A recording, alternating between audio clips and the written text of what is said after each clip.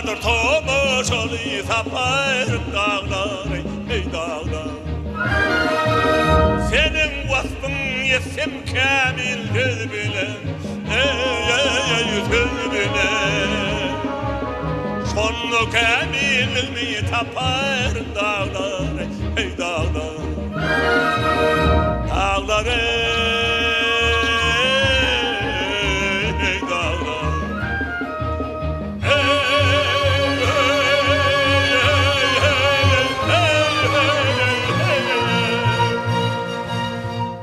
Men diye dağladım, bağladım ey bağladım.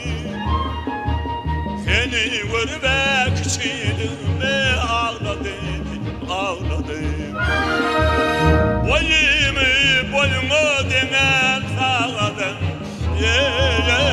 sağladım.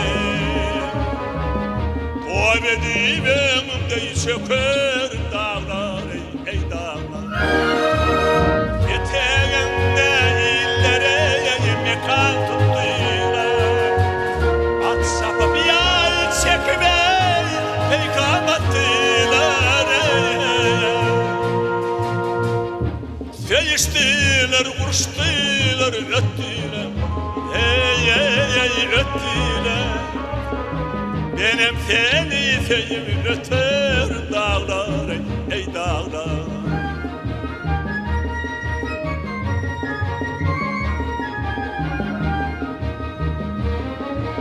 Dağlar oy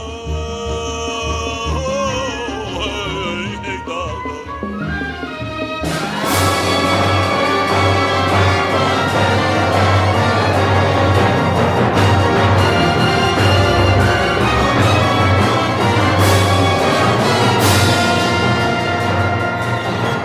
Yamanlı koyladım ey erkime, ey erkime. Yaxşılığımı bolsay aparım dağlar, hey dağlar.